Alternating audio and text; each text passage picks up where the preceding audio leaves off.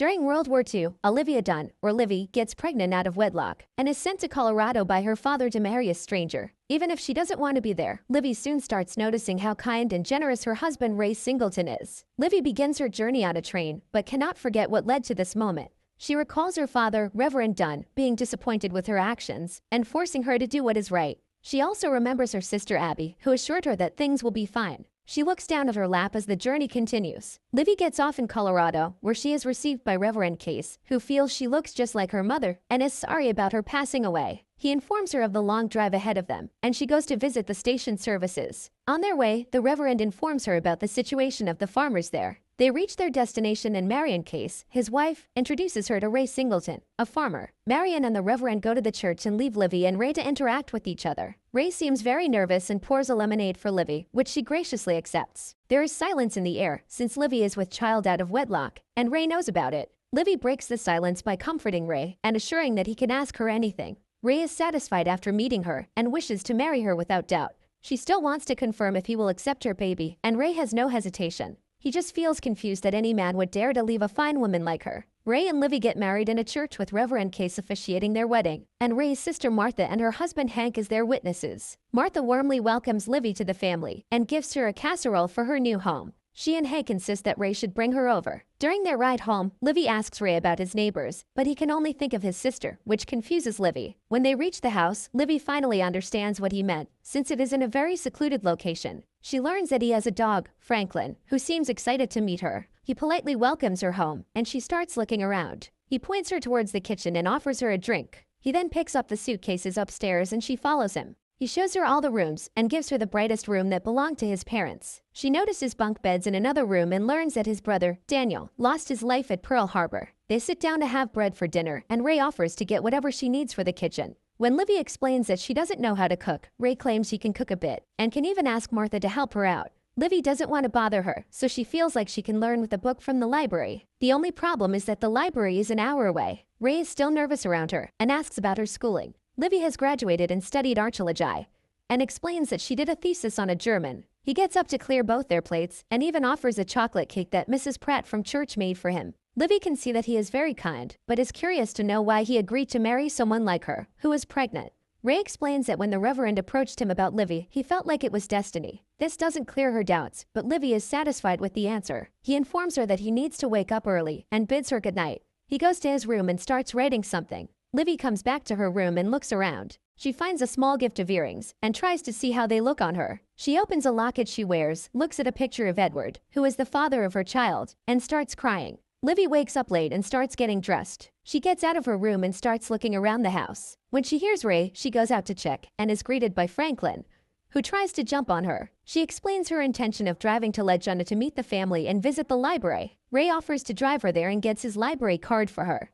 On their way, Livy asks him about the crops, and he explains why some fields are empty. When she offers help, he feels she can stay away from the fields and just focus on the house. He drops her off at a telephone booth and goes to a library to pick out cooking books for her. He also asks the librarian if she has some books on the German Livy did a thesis on, Henry Schliemann. She speaks to Abby and talks about how tortured she feels. When she asks Abby about Edward, she learns that there is no word from him. Ray teaches Livy how to drive the truck, and she gets excited. He even teaches her how to know when the tank is low on gas, since it doesn't always show a correct reading. They pass by workers on the farm from an internment camp, since farmers are short-handed and need the workers. They visit the church and pray, where Martha's daughter Ruth keeps looking at Livy. She meets her after church and comments on how much she loves her dress. Ray also introduces Livy to Miss Parker and Mrs. Pratt, who are very excited to meet her, since they didn't know Ray got married. They want to know how they met, since there are no young women for Ray to marry here. Livy is about to tell her real story, but Ray cuts her off and informs them that they met in Denver. He then finishes the conversation and takes Livy outside. She insists she wants to drop off a letter to her sister, and when she reaches the post office, it turns out to be a letter for Edward.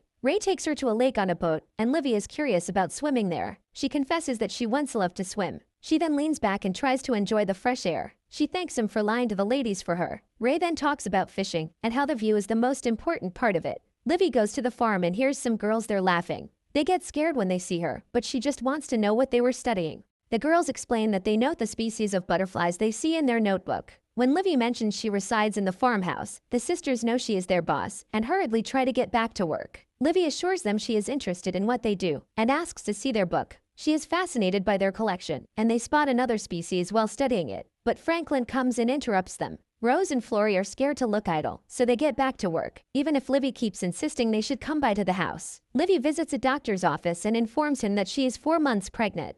He gives her a date for the baby to come, which is the 3rd week of December. When they head out, Livy seems to be in a hurry to mail another letter. Ray is still concerned about her health, and she assures him everything is fine with the baby. In the car, she is irritated and scared that people will notice the baby is early and gossip about her. Ray assures her that people here have good intentions and want the best for them. Livy finally has the cookbook and starts preparing an omelet for Ray. He acknowledges that it smells good and is excited to try it. She waits for his reaction, and after he takes a bite, his mouth starts burning. Livy feels bad about putting too much jalapeno in it and decides to bring cheese to mellow its effects. Right then, they hear Hank arrive, and Livy seems confused about what is happening. Ray explains that he is trying to dig a hole for a swimming pool, since she mentioned she liked it. He feels she and the children can go swimming there in the summers. Martha comes in with the kids and introduces her boys, Hank Jr. and Chester, who run away. Ruth is, as usual, very excited to meet Livy, and she even made her mother do her hair like hers. They go ahead to watch the men dig the hole, and Ruth asks Livy about baby names. She doesn't like hers, but Livy assures her that Ruth is a beautiful biblical name. Livy asks Martha if she has always lived there, and Martha explains that their grandfather built the house they are living in and stayed nearby before that too. She remembers her younger brother Danny, who passed away, as the adventurous one out of the lot. Hank is very excited to direct Ray to dig the hole while he drives the claw. Things seem to get intense, but Hank is enjoying every second of it. Livy is worried about Ray and insists she did not ask him to do it. Martha knows and informs her that Ray just wants to please her. Livy and Ray are driving to Martha's birthday party, and she is curious if Ray has thought about what life is like outside his farm. Ray feels he likes long drives, but wants to always come back to his land. Livy comments on how obsessed people throughout history have been with their land, and how she likes the Indian view of people being temporary guardians of their land. But Ray feels differently and thinks that his land is permanent for him. Martha and Hank are happily dancing at the party when Livy and Ray arrive. Martha is thrilled to see them and greets them in excitement. Livy notices Ray reacting to the beat of the song, but not dancing, because she doesn't want to. She doesn't want him to compromise, so she gets up and starts dancing with him awkwardly. She soon starts understanding the steps and the beats, and they finally enjoy it. After the dance, Livy notices how happy Martha is with her family and smiles. In the morning, Ray is at the farm, and while Livy is working in the kitchen, Rose and Flory come to meet her. She gets excited and immediately grabs soda from her fridge and runs towards them. She asks them where they were before the war, and Rose explains that she studied English and wanted to teach literature when she grew up. The girls are both disappointed things didn't work out for them. Livy also shares what she has studied and confesses that she wants to go to Turkey someday. Rose doesn't understand why she left her studies, so Livy explains that she had to go back to her mother when she was sick, and then she came here. Flory is curious about when she is expecting the baby, and Rose scolds her for prying. Livy is just surprised since she didn't know it showed, and is even more grateful when they offer to bring her maternity clothes. Livy shares her meeting with the girls with Ray, and that she wants to take them for a drive. Ray seems cold about them being Japanese, and doesn't respond well. When Livy asks if he blames them for Pearl Harbor and what happened to his brother, Ray insists he is not stupid, but he just wants to keep his distance, since he has to pretty much manage the farm all on his own. Livy expresses how happy it felt to finally talk to educated people who discuss something other than crops. They begin their meal at Martha and Hank's place, and when Hank starts talking about beans, Ray feels uncomfortable because of their conversation earlier. He starts talking about Troy, which alerts Livy instantly. She joins in the conversation and is impressed by how much Ray knows about her interests. She smiles at him and asks him about beans instead.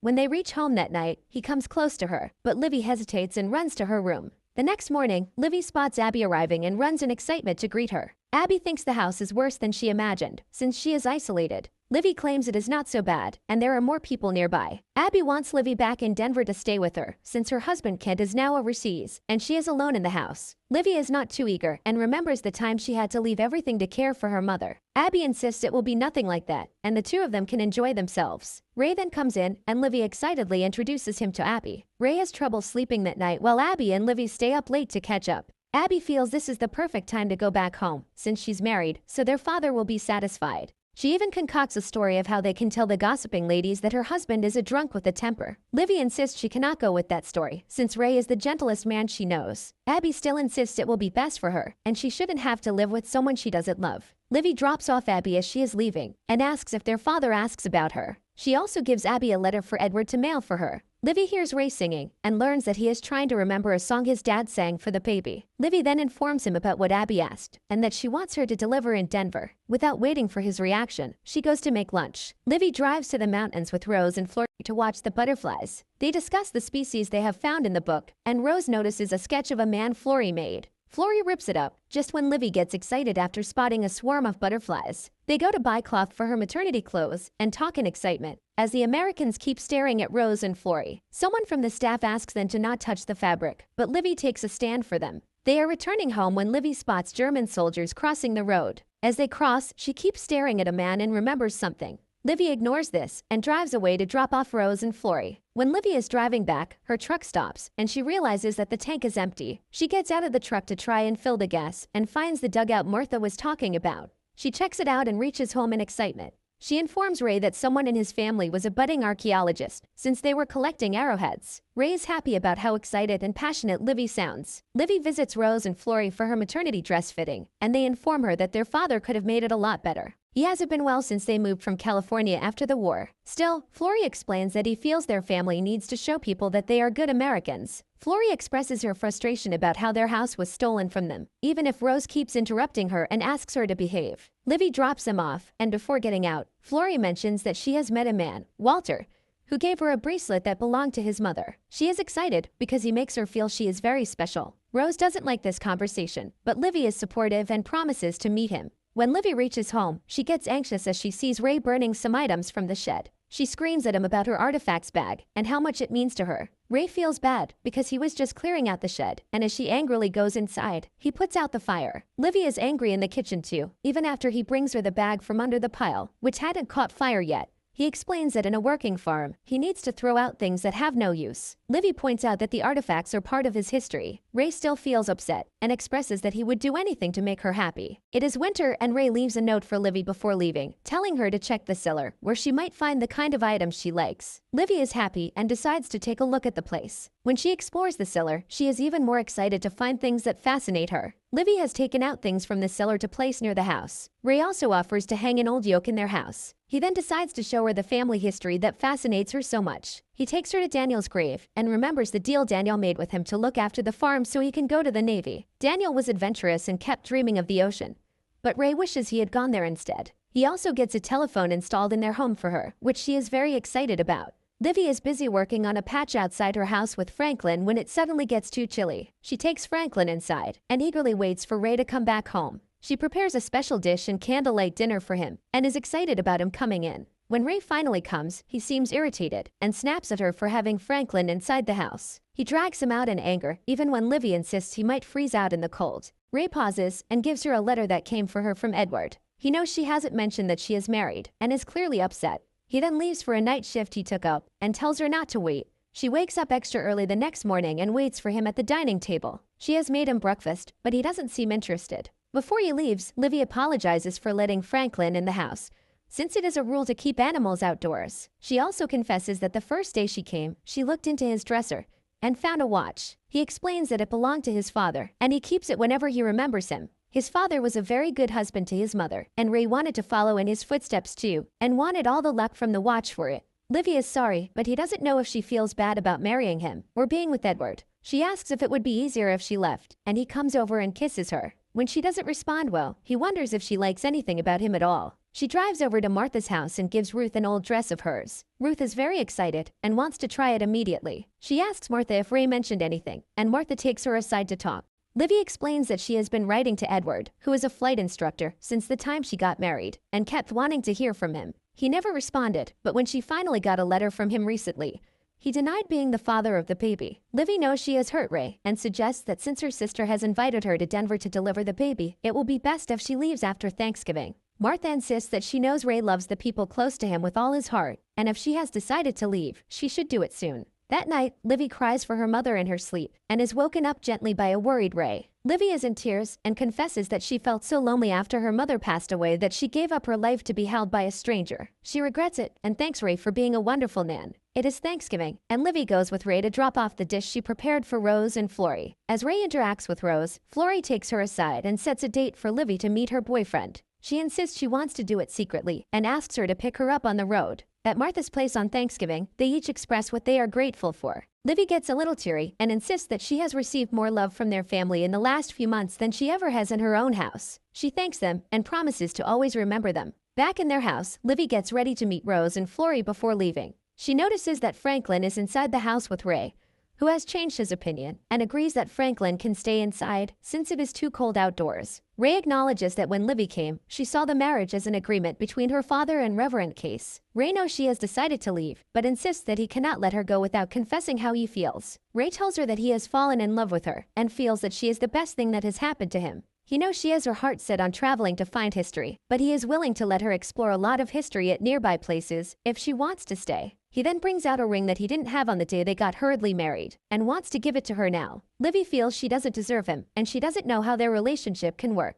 Ray knows she will forgive herself one day and has faith in their relationship. Livy happily drives off to meet Rose and Florrie with Ray's ring on her finger. Florrie introduces her to her boyfriend Walter and asks her to drive them to a far-off place. Livy hesitates and even Rose looks suspicious since the drive is far, but Florrie insists Walter has a cousin there and she needs to drop him off. Still hesitating, Livy agrees and they start the drive. Walter sits in the back in the freezing cold, while Florrie and Rose sit at the front with Livy driving. Livy is furious with Florrie and asks what Walter promised her. Florrie pretends she doesn't know, but Livy has noticed him on the work crew and knows Florrie made his uniform. Florrie is offended and asks Livy to drop her and Walter right there if she has a problem. Livy is still frustrated and explains that if Walter actually loved her, he wouldn't leave. She also knows that after the war, Walter will be free, and because of the uniform, Florrie and her family can be accused of treason and put in prison. Florrie doesn't want to involve her family, and Livy gets an idea. She asks her to go home and burn every fabric left of the uniform and throw away the bracelet he gave her. When Florrie starts crying, Livy points out that she is making a mistake just because she is lonely and might end up paying for it for the rest of her life. Livy drops Rose and Florrie off on the road and asks them to tell Walter it will be safer to travel without them.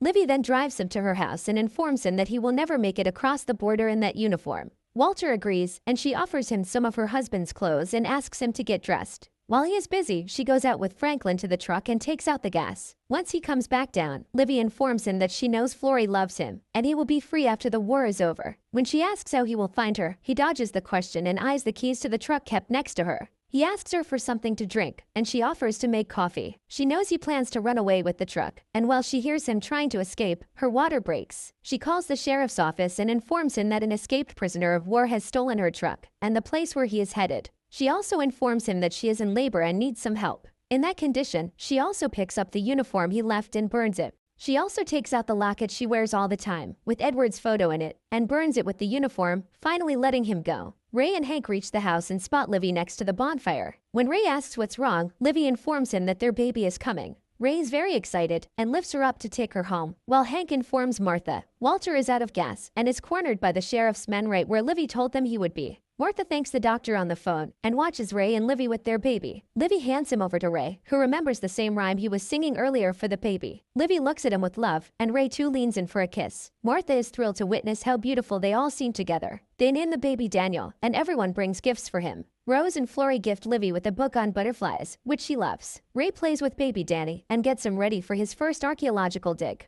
Ray, Livy, Daniel, and Franklin are now one big happy family and walk hand in hand for their next big adventure together.